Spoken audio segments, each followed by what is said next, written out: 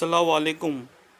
The Muslim education and welfare society संचालित YouTube channel में आपका स्वागत है। गद्य 6 मेरी बीमारी श्यामा ने ली, भाग 2 का हम आगे अभ्यास करेंगे। लेखक कहते हैं कि यह बुखार मामूली न था, यानी यह बुखार सामान्य नहीं था। इसका संबंध उस तूफान से था जो पिछले 9 महीने से मुझे जे झकझोर रहा था, यानी हिला देता था, और जो शांत होने से पूर्व सबसे अधिक विध्वंसक यानी विनाशक झटका मुझको दे गया। स्कूल बंद था, ट्यूशनों पर मैं जाता था। लेखक कहते हैं कि उस वक्त जो है वो स्कूल बंद थी, मैं ट्यूशनों पे जाता था। उनकी आमदनी की मुझे ज़रूरत भी थी, क्योंकि लेखक की परिस्थिति अच्छी नहीं थी। इसलिए लेखक कहते हैं कि ट्यूशन की आमदनी की मुझे ज़रूरत थी, और किताबों की बिक्री भी अभी नियमित नहीं थी। लेखक किताबें भी लिखते थे, उनकी बिक्री से जो आमदनी होती थी उससे वो अपना खर्चा निकालते थे।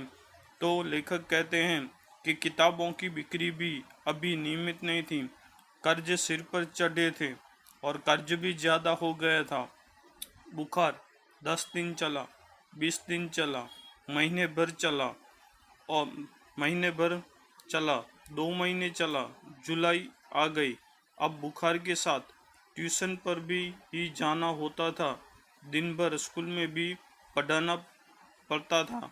बुखार का नमूना वही, सुबह बिल्कुल नहीं, शाम को 101 से 102 डिग्री के बीच, कमजोरी दिन ब दिन बढ़ती हुई, कभी कभी धीमी खांसी, दवा शौकिया, दवा बाटू यानी दवा बांटने वाला एक होम्योपैथ कर रहा था। कभी कभी सोचता था, क्या मुझे तपेदिक यानी क्षय की बीमारी तो नहीं हो गया हो, तो एलोपैथी का इलाज तो अपने बूते के बाहर है। क्या उस समय मेरी जिह्वा पर सरस्वती बैठी थी जब मैंने कहा था कि श्यामा का बुखार मैं लेने जा रहा हूँ, बैठी है तो कितना अच्छा है। क्या मैं बीमार हूँ इसलिए श्यामा स्वस्थ है? जिसने पिछले 6 वर्षों से इन महीनों में ज्वर मुक्ति नहीं जानी है, ज्वर यानी बुखार, पर श्यामा को मेरी बीमारी भीतर ही भीतर खाए जा रही थी। उसने अपने इच्छा बल से जैसे अपने को स्वस्थ कर लिया था कि वह भी कहीं मेरी चिंता न बन जाए। उसके अतिरिक्त मेरी बीमारी का शायद किसी को पता भी न था, क्योंकि सारे काम तो मैं सामान्य रूप से किए ही जाता था। गर्मी में तुम सभी थोड़े बहुत दुबले हो जाते हैं। एक दिन उसने मुझसे कहा कि मैं डॉक्टर बीके मुखर्जी से अपनी परीक्षा परीक्षा कराऊं। मैंने टाल मटोल की तो उसने ब्रह्मास्त्र छोड़ा। ब्रह्मास्त्र का ब्रह्मास्त्र छोड़ा छोड़ दिया। जब मैं ब्रह्मास्त्र छोड़ दिया। ब्रह्मास्त्र यानी कभी निष्फल न जाने वाला अस्त्र। मैं जब तक अपने को डॉक्टर को न दिखाऊं वह खाना नहीं खाएगी। ब्रह्मास्त्र तो मानना ही था। डॉक्टर मुखर्जी को भय था कि मुझ पर क्षय का आक्रमण हुआ है। क्षय यानी बीमारी का नाम है, जिसे हम टीबी कहते हैं।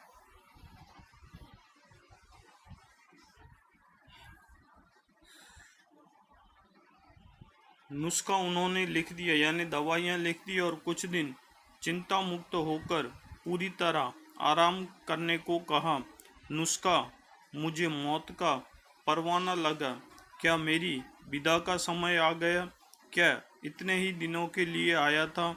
इतना ही गाने गुनगुनाने, केवल इतना श्रम संघर्ष करने, इतने दुख संकट उठाने, स्वागत के ही साथ विदा की होती देखी, तैयारी बंद लगी होने। तैयारी बंद होने लगी होने खुलते ही मेरा जीवन मधुशाला। क्या मैंने अपनी भविष्यवाणी स्वयं कर दी थी? सबसे मर्मवेदी प्रश्न था। क्या श्यामा के भाग्य में वैधव्य भी लिखा है, यानी विधवापन लिखा है? मरने से मुझे डर नहीं था, वो मुझे कठिन भी नहीं लगता था। कठिन लगता था मरने के पहले जीना। पूरे आराम के अर्थ होंगे। ट्यूशनें छोड़ दूं, स्कूल से छुट्टी ले लूं, ज़्यादा लूं तो बगैर तनख्वाह के लेने को तैयार हूं। फिर घर का खर्च कैसे चलेगा? सालिग्राम केवल अपनी तनख्वाह के बल पर घर नहीं चला सकते। कल उनकी बदली हो सकती है, तब वे एक पैसा भी घर भेजने की स्थिति में न होंगे। महंगी महंगी दवाएं कहाँ से आएंगी? किताबों से आमदनी अनियमित और अनिश्चित है। कर्ज भी अदा करने को कम नहीं है। श्यामा ने मेरी बीमारी सुनी तो कांप उठी, पर तुरंत संभल भी गई, दृढ़ भी यानी मजबूत भी हो गई। जैसे उसने पल भर में अनुभव कर लिया कि उसका कांपना मैं सहन नहीं कर सकूंगा। इस खबर से मेरे माता पिता को तो लकवासा मार गया।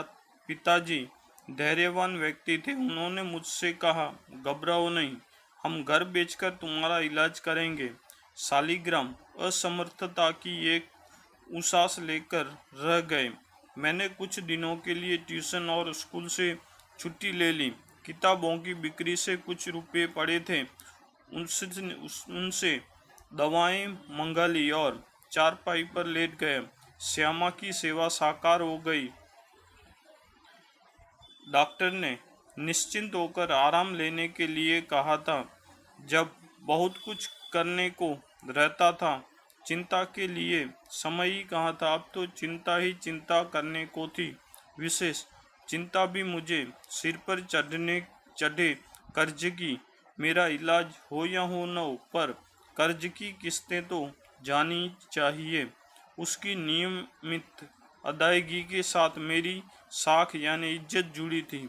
उसका जाना मेरे मरने से पहले ही मेरी मौत होगी। तो विद्यार्थी मित्रों, हमने यहाँ तक इस गद्य का अभ्यास किया। अब तीसरे भाग में आगे का अभ्यास करेंगे। नमस्कार।